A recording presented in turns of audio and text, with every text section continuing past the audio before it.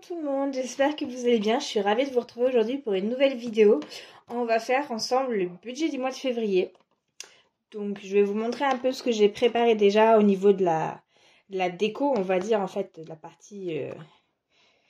Oui, déco, voilà, tout simplement. Donc c'est très rose, forcément, pour le mois de février. J'y suis allée à fond, ouais, clairement. Je crois que j'ai vraiment fait à fond. Voilà, donc ça c'est la vue mensuelle. Donc comme je vous l'ai dit, pour moi c'est vraiment un but pour visualiser les factures que je connais la date d'échéance. Et voilà, d'avoir un visuel de ce qui va partir sur mon compte en banque. Mais sinon c'est vraiment un but totalement esthétique. Il y a pas, par rapport aux autres pages, cette page-là n'a pas vraiment de fonctionnalité autre que visualiser les factures à venir. Donc voilà. Et ensuite on va avoir donc la page du budget qu'on va remplir, la page des épargnes. Et ensuite on a le suivi de mes dépenses en carte bleue. Et cette page-là c'est pour les dépenses professionnelles. Voilà. Donc bah, écoutez, on va commencer avec le budget, puisque c'est ça qu'on doit faire. Je pense que comme ça c'est pas mal, vous devriez y voir plutôt bien. Donc, on va commencer donc avec les sources de revenus. Donc, il y a mon salaire à moi qui ne change pas habituellement. Donc, on est aux alentours de 1450. Ce qui peut varier, c'est si j'ai eu des congés, j'aurai moins de tickets resto. Du coup, ma paye sera plus importante. Donc, c'est plus dans ce sens-là que ça peut varier. Ensuite, on a la CAF. Alors, la CAF, donc c'est ma prime d'activité concrètement. Et j'ai eu une grosse frayeur, clairement. Pendant un temps, je n'avais plus de prime d'activité pour les mois à venir. Voilà. Qu'est-ce qui s'est passé? J'ai mal renseigné le chiffre d'affaires de la boutique, parce qu'on déclare un chiffre d'affaires pour la boutique, on ne déclare pas un revenu quand on est auto-entrepreneur. Et depuis le mois de janvier, ils ont changé la façon de l'enregistrer et forcément, j'ai déclaré comme d'habitude et j'ai eu le mémo après de comment il fallait faire. Donc, ça m'a fait clairement sauter ma prime d'activité et j'ai eu très peur parce que mine de rien, j'en ai besoin de ces sous-là. Je roule pas sur l'or, je suis donc pour rappel, oui. S'il y a des nouveaux, bienvenue parmi nous. Je vous explique un peu la situation au passage. Donc, je suis maman d'une petite fille de 3 ans et demi bientôt. Et on vit actuellement toutes les deux chez mes parents le temps que la construction de l'appartement que j'achète seule se termine. Donc ça devrait être mi-juin, juillet. Donc cette année le budget va changer, mais voilà pour vous exposer la situation. Bref, revenons-en à nos moutons. Donc pour la CAF, on passe à 260 € pour la prime d'activité. Donc d'une part, je l'ai récupérée et j'ai récupéré un peu de sous au passage. Donc je suis très très contente. Voilà, clairement, la boutique, c'était un plaisir de le faire, mais ça ne me rapporte rien. Si vous avez suivi mon budget du mois de janvier, je pense que j'avais parlé que je voulais me payer 50 €. Je me suis finalement payé 60 €. Mais j'ai dû payer de l'encre et je n'avais donc pas assez de fonds du côté professionnel, donc je l'ai pris en perso. Et la cartouche d'encre coûte 50 €, donc au final, voilà. Ça ne me coûte pas d'argent si vous voulez à l'heure actuelle de faire tourner la boutique, c'est pour ça que je continue à le faire avec grand plaisir et j'adore travailler sur vos commandes personnalisées. Franchement, je prends un plaisir, mais vous pouvez pas savoir. Mais ça ne me rapporte rien. Voilà, sachez-le, ça ne me rapporte rien. Tout simplement, j'espère qu'un jour ça le sera, c'est pour ça que je persévère aussi. Mais à l'heure actuelle, ça ne me porte rien. Bref. Ensuite, le papa de ma fille donc participe aux frais de l'école. Donc ce mois-ci, je crois que j'ai estimé ça à 150 €. On verra. Rollover, c'est ce qui reste sur le compte d'un mois à l'autre que je fais basculer. Donc il n'y a rien de prévu. Donc on va faire le petit total. Donc 1450 plus 260 plus 150. On part donc avec des revenus de 1860. Voilà, ça c'est notre base. On verra bien où est-ce que ça nous mène.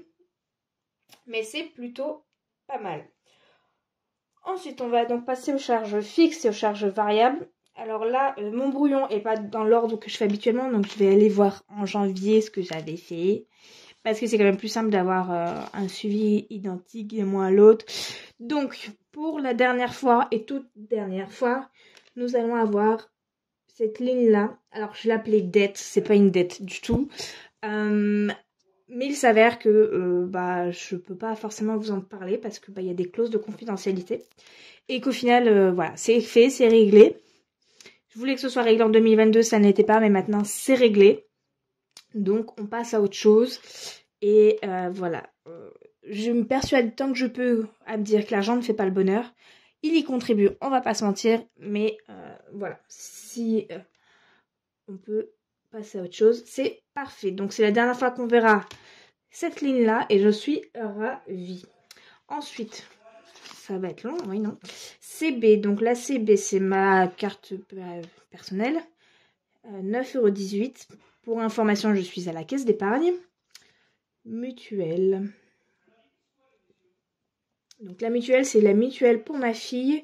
Donc c'est 20,53 € et son papa en paye la moitié également. Voiture. Donc ça, c'est l'assurance de ma voiture. 58,95 €. Je suis assurée de tout risque.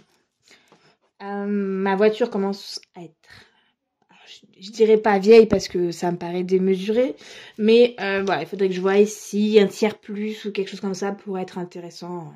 C'est à calculer. Ensuite, Disney+, c'est 8,99 €. Donc là, ce qu'on fait en fait avec ma sœur, elle paye Netflix et moi je paye Disney+, et on se partage nos comptes, tout simplement. Voilà. Sinon, pour ceux qui voudraient payer moins cher un abonnement et qui partagent pas forcément avec leur famille, je sais qu'il y a Split, où vous pouvez donc soit partager votre abonnement à d'autres et du coup récupérer une partie de votre abonnement, du prix, soit justement, si vous n'avez pas d'abonnement, passer sur Split et donc prendre un abonnement qui serait donc bien moins cher que le prix de base. Voilà. Ensuite, on a la dernière mensualité également pour Guy de Marle. Et là, la mensualité a baissé car j'avais un moule défectueux et manque de bol. Ils en avaient plus en stock, donc j'ai été remboursée. Et ça a été déduit donc de la mensualité de janvier et de février. Donc voilà. Ensuite, on a le téléphone. On est à 19,99 €. Alors oui, il y a des forfaits qui sont bien moins chers.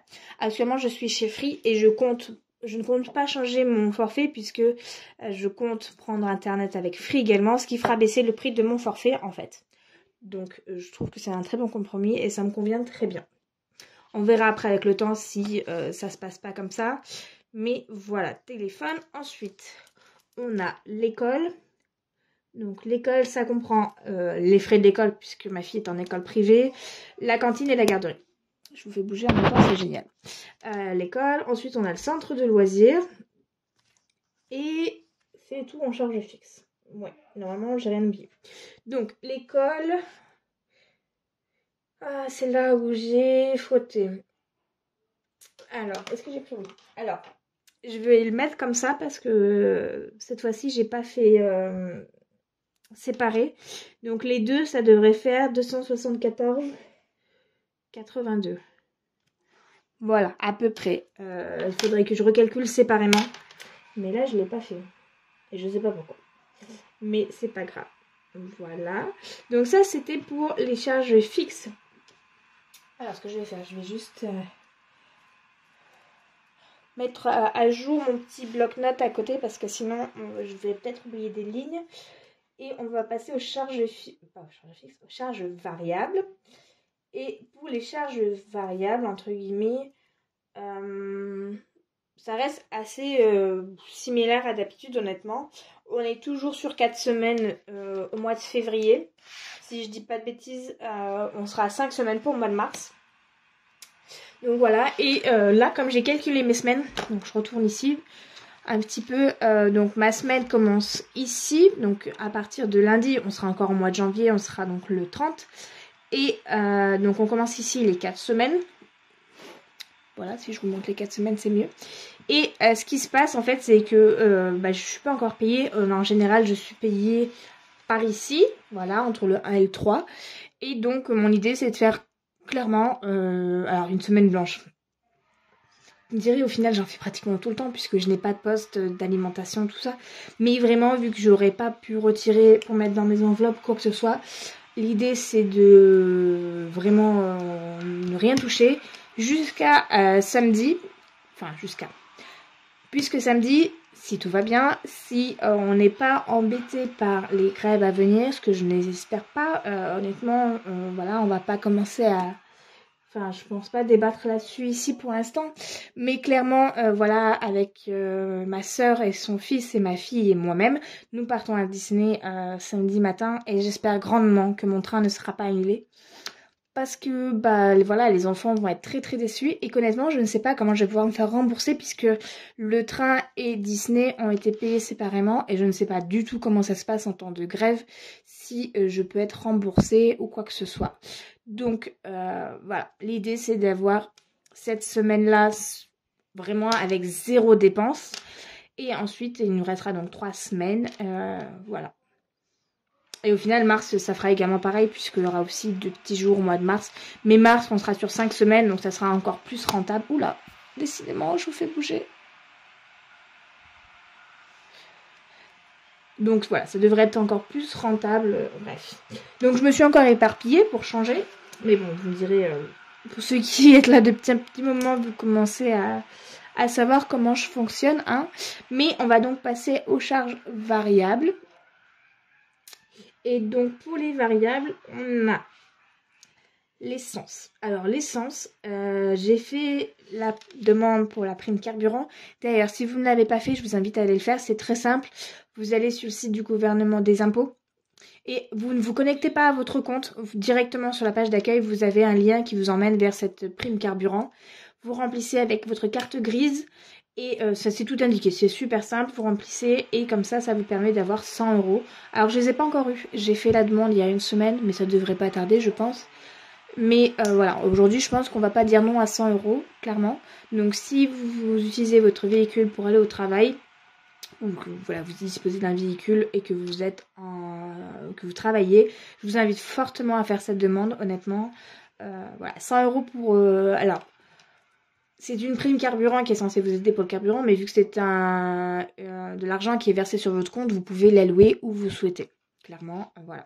Mais voilà, j'ai établi mon budget comme si je ne l'avais pas, puisque je ne savais pas quand est-ce que j'allais l'avoir, et qu'il vaut mieux prévoir comme d'habitude. Mais il se passe que je suis à 2 doigts de la réserve, que je n'ai pas eu ma paye, donc je vais me servir de ce qui me reste du mois de janvier pour mettre un petit peu d'essence. Et il va vraiment falloir que je me pose la question sur l'augmentation de mon budget essence. Je ne sais pas si c'est dû au fait que j'utilise le chauffage, enfin probablement parce que je fais chauffer ma voiture parce qu'elle est gelée le matin. Voilà, il y a sûrement tout un tas de facteurs qui font qu'aujourd'hui je consomme peut-être plus. Mais voilà, il est indéniable que au prix de l'essence, je ne peux plus rester à ce budget-là. Et je m'avoue quand même chanceuse parce que j'ai quand même un petit budget d'essence par rapport à certaines personnes. Clairement, j'ai la chance d'avoir une voiture qui a quand même un grand réservoir, ce qui me permet de ne pas mettre l'essence régulièrement.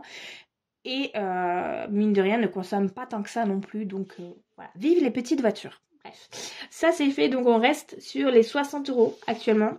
Bien qu'il y ait de grandes chances que mars on passe à 70 € parce que là ça... Voilà, j'ai mis...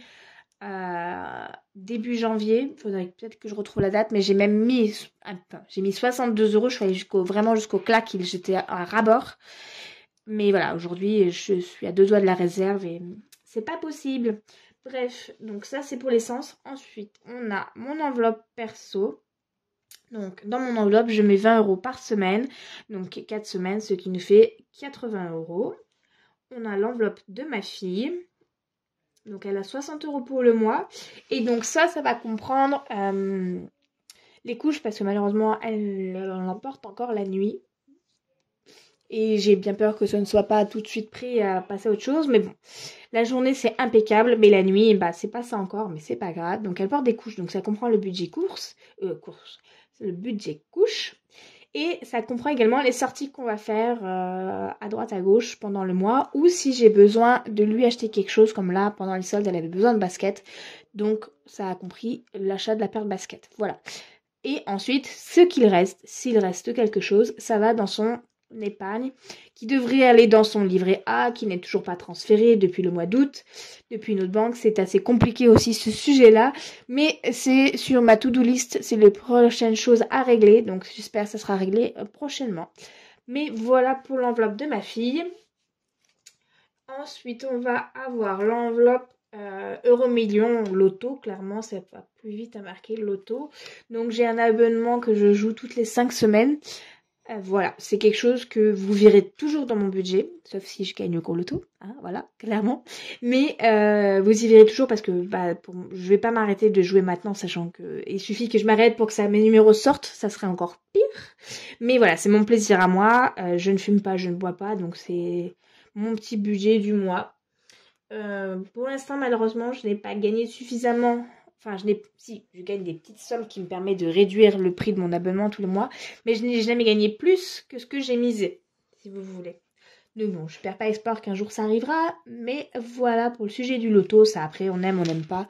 Moi, je pars du principe que si on ne joue pas, on ne peut pas gagner. Voilà. Et ça reste quand même une pratique, je veux dire, très soft. Je joue une fois toutes les 5 semaines et je joue pas davantage, quoi. Donc voilà pour le loto. Ensuite, on a l'enveloppe santé. Donc là, c'est 20 € par mois également, si on a besoin de choses en parapharmacie par exemple. Et si on ne l'a pas touché, ce qui est dans cette enveloppe va dans l'épargne santé et qui sert donc pour les frais plus importants, comme les lunettes qui m'ont servi l'hiver dernier, au mois de novembre dernier. Donc voilà, donc là, l'enveloppe épargne santé est à remonter, donc j'espère que on va pouvoir la remonter tranquillement. Ensuite, on a l'enveloppe d'hiver. Et donc là, en fait, en gros, pour moi, c'est ce que j'appelle entretien et hygiène. Si on a besoin de dentifrice, si on a besoin de gel douche ou quoi que ce soit, ça vient dans cette enveloppe-là. Ça pourrait comprendre aussi les couches de ma fille. Mais bon, pour l'instant, voilà. C'est comme ça. Donc voilà, ça, si vous voulez, c'est donc les enveloppes dites mensuelles. Et ensuite, j'ai mes enveloppes d'épargne. Et donc, je les mets aussi dans variable parce que des fois, je prévois quelque chose et au final, soit si j'avais pas eu la CAF, clairement, j'aurais pas pu avoir ces enveloppes d'épargne. Soit il y a un imprévu et que du coup, j'ai dû aller piocher dedans, par exemple, ou quoi que ce soit. Donc, on a le fonds d'urgence que je constitue petit à petit.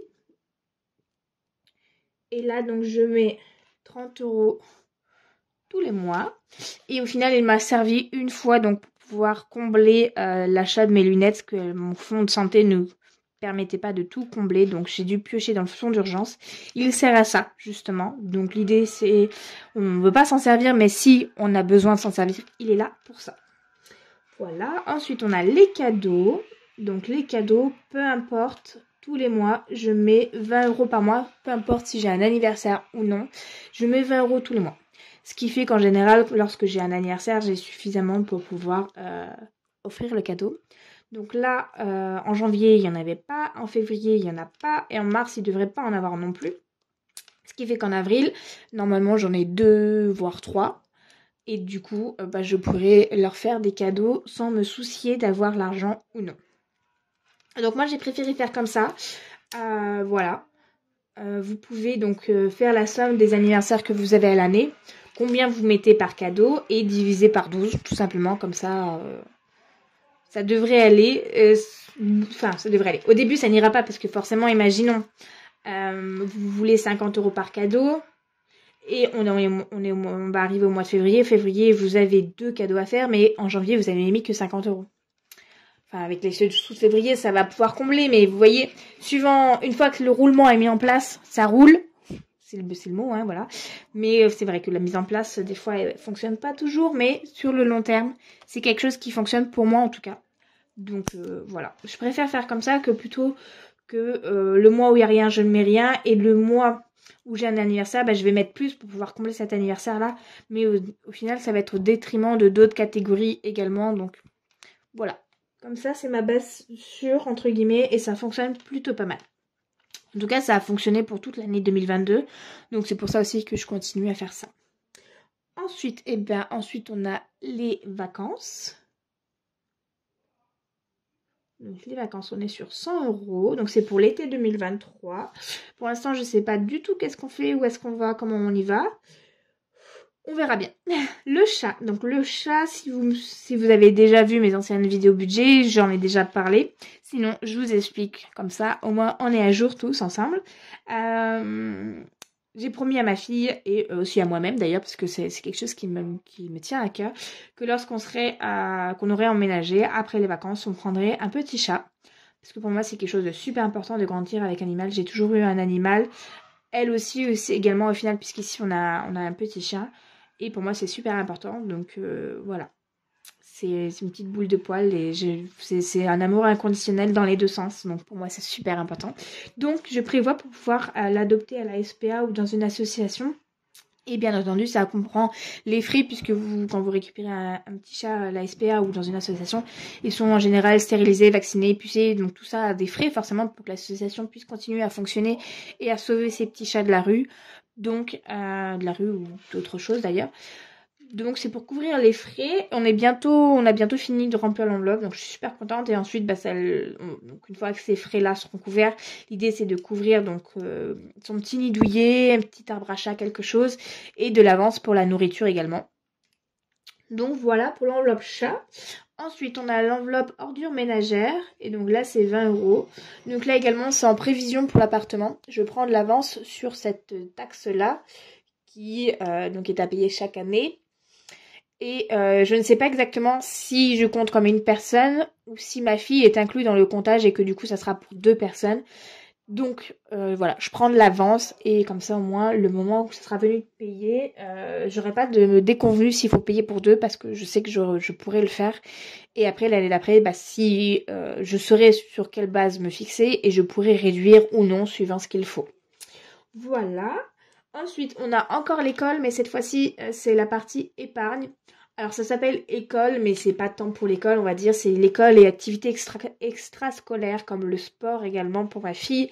Donc là, je prévois juste en prévision pour la rentrée 2023, sur le sport qu'elle fera pour pouvoir payer la cotisation. Voilà.